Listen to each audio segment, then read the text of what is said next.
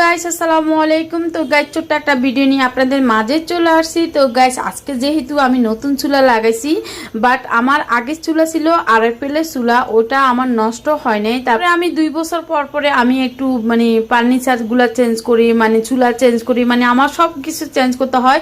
তো আমি আরএফএল ব্যবহার করছি, আমি ওটা অনেক ভালো পাইছি। আরএফএল ব্র্যান্ডের আরএফএল ব্যবহার করে অনেক মজা পাইছি। এখন কঙ্কা ব্যবহার করতেছি, এটা আমার ফ্রিজও আছে কঙ্কা, তারপরে আপনার ওভেনও আছে কঙ্কা। তারপরে আমি কি করছি, নতুন চুলা যেহেতু আজকে লাগাইছি, তো এইখানে আমি এই যে একটু আপনার গরু মাংস ঝাল কম দিয়ে একদম আপনার ভাইয়ার জন্য চিলি বানাবো।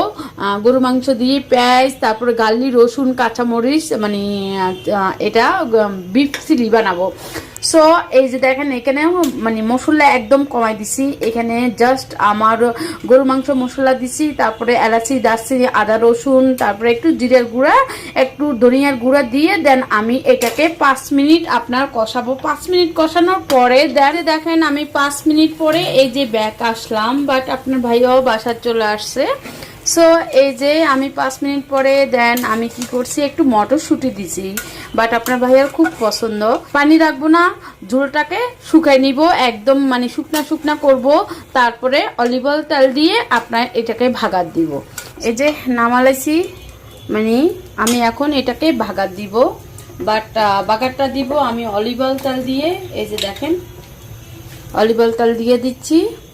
দেখেন আমি কাঁচামরিচ, তারপরে গার্লিক, রসুন, আপনার পেঁয়াজ কাটা দিয়ে দিছি। এটাকে আপনার 2 মিনিট আমি একটু লাল লাল করব, ভাজা ভাজা করব। তারপরে আমি এই যে এখানে মাংস আর মটরশুঁটি আর ধনিয়া পাতা আমি দিয়ে দিব। দেখেন আমার এই যে পেঁয়াজ, গার্লিক, রসুন, আপনার কাঁচামরিচ একটু লাল লাল ভাজা হয়ে গেছে। আমি এখন এই যে মাংসটাকে দিয়ে দিব। এই যে দেখেন অনেক সুন্দর বাগাম রেস্টুরেন্ট স্টাইলের মতো করে অনেক সুন্দর বাগার করতেছি। বিফ অ্যান্ড চিলি বাগার করলাম। আপনি এটা যদি রেস্টুরেন্টে খেতে যান অনেক টাকা, আর কোনো মশলা দেওয়া হবে না। এটা দেখছেন একদম পুরা বাটার আর অলিভ অয়েল তেল দিয়ে এটা আমি রান্না করছি বিফ চিলি। আমার রান্নাটা যদি আপনাদের কাছে ভালো লাগে অবশ্যই গাইস আপনারা আমাকে কমেন্টের মাধ্যমে জানাবেন। আর ছোট্ট একটা পরিবার আছে, আর আমার পরিবারে গিয়ে আপনারা অবশ্যই গাইস ঘুরে আসবেন।